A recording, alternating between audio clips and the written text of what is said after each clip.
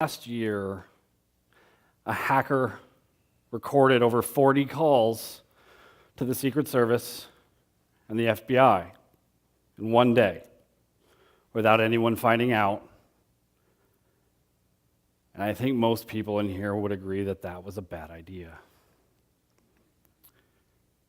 People on Twitter and the news talked about it, and some people even accused him of being a fraud, of a government agent.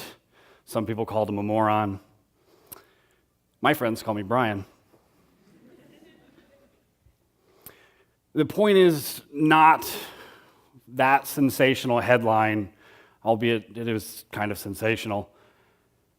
It's why I did what I did, and for why I'm here.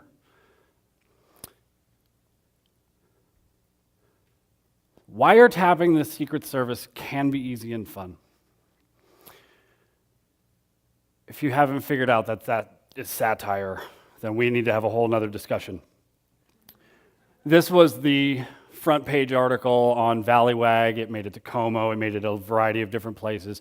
The reason all of this came up was because of this. What you see on the right is a common map search for a local business in auto glass repair category. On the left, same search, same city in Orange County, auto glass repair. There are fake businesses in these listings, and they look just like the real ones. There's a single person in this room who'd probably be able to make an educated guess as to which one is which. On the left, there are 6 fake businesses in the Google listings, and on white pages, anyone care? 10 out of 10. They're all fake. They're all controlled by one person. This one person found a way to manipulate the variety of local business systems like Yelp and Angie's List and Bing, and especially Google Maps, which is the target. They have the most traffic. They generate the most business. If you're on Google, you're set. So what happens? They bumped off the original 10 placeholders, and they no longer get the phone calls they rightly deserve. This is a scam. This has been going on since directories even started before the internet.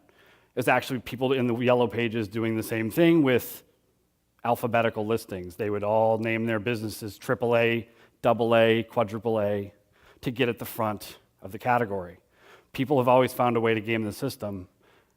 Problem is now, no one knows it's happening, and it's happening in every city, in every country, every category that services businesses and consumers, and there's over 50 major categories that this is just epidemically bad.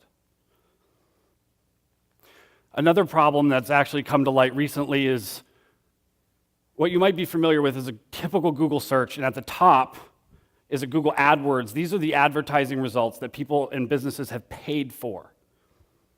And what you see here, and it's a little blurry, my apologies, it says $15 locksmith service, 24 hours a day, 20-minute response time. I don't know a single locksmith in this country that will drive to you and service you for $15 for any type of, they wouldn't even give you a handshake for $15. It's not worth the gas, it's not worth the labor. This is bait and switch. It's a very common thing in fraud textbooks.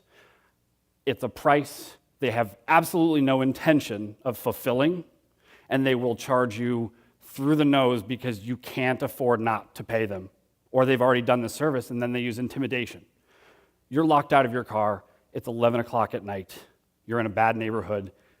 They show up because you clicked on an ad that said $15 service, and now it's $350. And they make you go to the ATM and pull money out. What if it's your grandmother, your wife, your sister? This happens, and it's been in the media, but no one picks it up because this problem is so complex and big and multi-jurisdictional. The FBI doesn't want to touch it. The Secret Service doesn't want to touch it. The attorneys general. There's so many different pieces, and we have to start at the original root of the problem. This man ran a business called the Serbian Crown. This is in Wired magazine.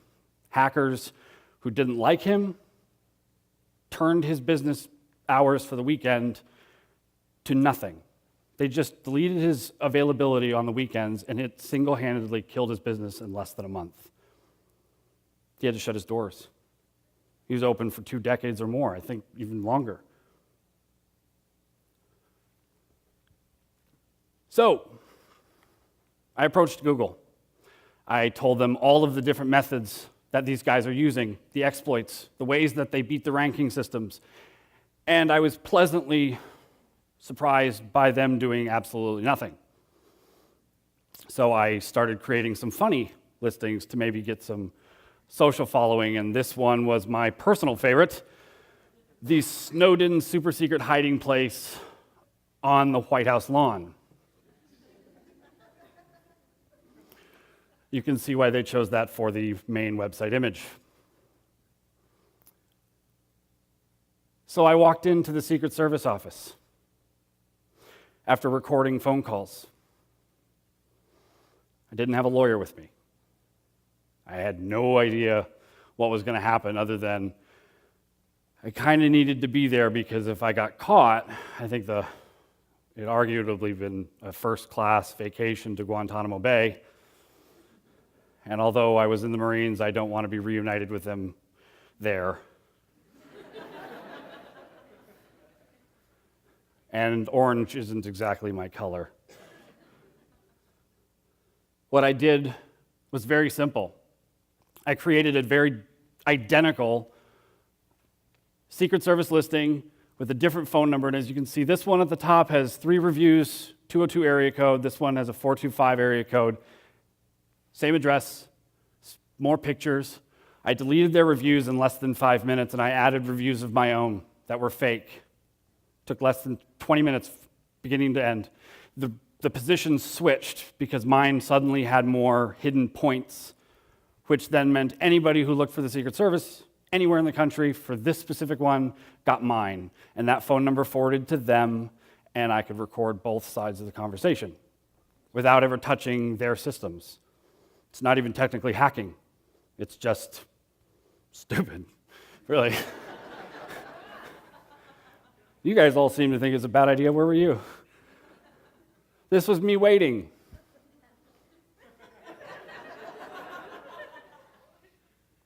Might never use a phone again, so I might as well take a selfie.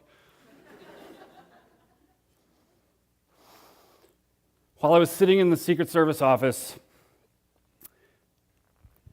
waiting for the guys to show up, they walked out, they all rolled their eyes. They all thought I was crazy because I had just literally called them and said, hi, I might have just recorded a bunch of calls to you guys trying to prove something. Can I come in and show you? Oh, yeah, sure, yeah, come on in. It sounded crazy. So I'm standing there with the agents in the Secret Service office right after I took those initial photos. And the agent looked at me and he goes, look, I don't believe you. This isn't something that's really happening. I said, okay, do me a favor and I'll prove this right now. Pull out your phone and call the Secret Service office in Washington, D.C., and I'll prove it. He pulls his phone out, said his name. He knew the guy on the other end of the phone. Maybe they were roommates of the academy, or if they even go to an academy, I don't really know. Who does know? I mean, really. So they hang up after about 5 minutes, and I open my laptop. I push play, and it played back the conversation I just heard because he was standing right next to me, and the full audio of the guy we didn't hear. And their eyes suddenly stopped rolling, and it got very quiet. And they handed me a statement saying, these are your Miranda rights. You are not under arrest, but we need to search you, and we would like you to accompany us to the guest suite. This luxurious closet-sized suite with no windows in which you will be staying an undetermined amount of time. You are not under arrest, but we really don't want you to leave. Obviously, I was there of my own accord. Obviously, I was there because this was the right thing to do, because there was something bigger at stake, because there were actually people being affected, and so I took a risk. I took a risk of never seeing my kids again. I took a risk of a misunderstanding that there have been people jailed for far less, who are completely innocent. I didn't have any criminal intent. I walked in immediately and we were like, I'm sorry, I'm an idiot. And here you go. This is a problem. Fix it. They couldn't ever bring a case against me saying he was going to sell this. The first people I called was them. While in the room, they called Google and said, okay, he's been telling you, and they're going, oh, well, we didn't believe him. And then, I don't know, whatever they were saying, I wasn't monitoring that call. What ended up happening was they said, delete the listings. He needs to delete the listings. And then the Secret Service said, Google, shut it off until you guys fix the problem. And they said, okay, got it. So they hung up, and he walks in, and he goes, you're a hero for bringing this to our attention, not knowing what the result would be against you. This is a national security problem. There were phone calls that had sensitive or potentially investigation compromising information on them. I stopped listening after like 3 or 4. I didn't want to hear anything more. I didn't want to be like, oh man, like President Nixon, and he totally did something stupid.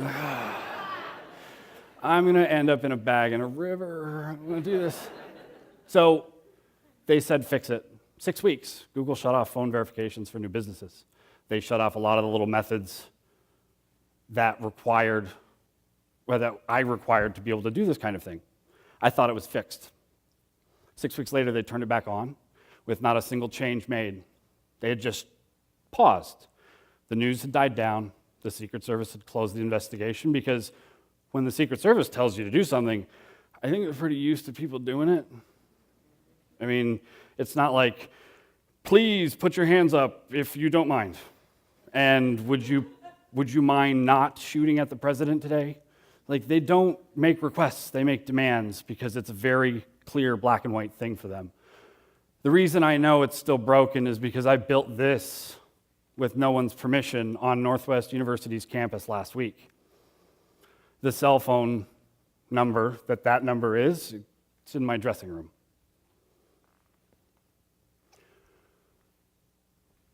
Postcard verification is required to establish new business addresses. I obviously don't get mail at the university. I didn't go. This was built yesterday. It's a snowboarding shop in the Oval Office called Edwards Snow Den.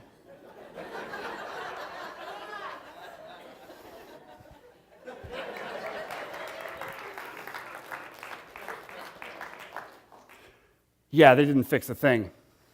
Google lied to the Secret Service. They told them they were going to fix it and then turn it back on. They just waited for the media to die down. What we can do now. I'm the authority on this subject, the largest tech publisher in the country. Let me write a book that's coming out in August.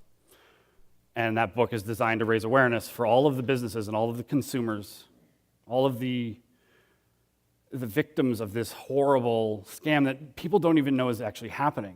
All you know is your American dream of owning your own home is slowly being taken from you, but you don't even see the guy who's taking your money. You just got less calls last month.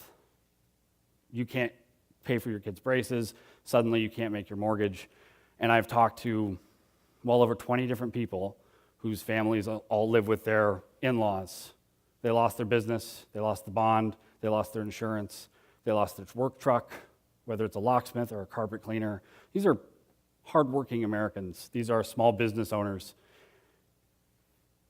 And it's just, they're complaining to Google, and Google's going, it's not us. They don't have a chat support line. Their forums are just empty of admins. There's nothing really going on Google's end.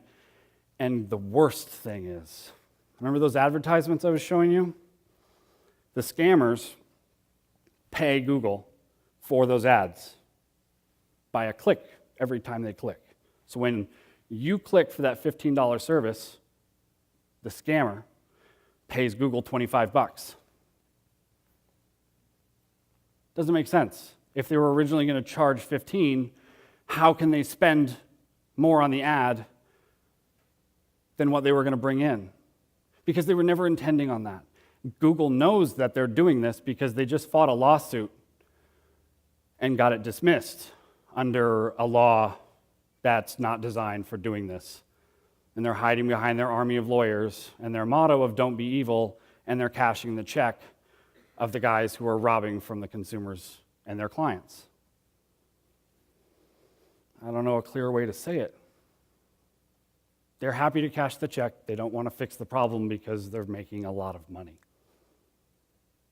There are hundreds of thousands of these fake businesses across the country. I mean, for example, you could fit in one category 3 to 5 auto glass shops in a city of 100,000 people or more. There are over 299 cities of over 100,000 population in the United States as of the 2013 census. How I know that is because I used to be working with these kinds of scammers. I have detailed files from all of the different things that they've done. They pay for bulk reviews written by professional authors and writers, 20,000 bought at a time. They are so good at gaming the system that you are so ill-equipped to even notice because you're in a hurry. You're not looking for a plumber because you might have something wrong next week. Your basement's full of water and everyone's going to drown. Call a plumber now. You don't need to price check. And they're counting on it. Stop using Google for this product. Now, don't get me wrong. I love Google. I use their Gmail service. I love the way they invest. They clean energy, SpaceX, self-driving cars. They are a great company. This one piece is a cancer. And it's a blight. It's a shame. And the way this stops is them going, okay, we're going to fix it. Let's see what we can do and make this right. But somebody's making money and somebody's covering something up. And until that day comes to light, I'm pretty good at being loud. And I'm pretty good at being obnoxious.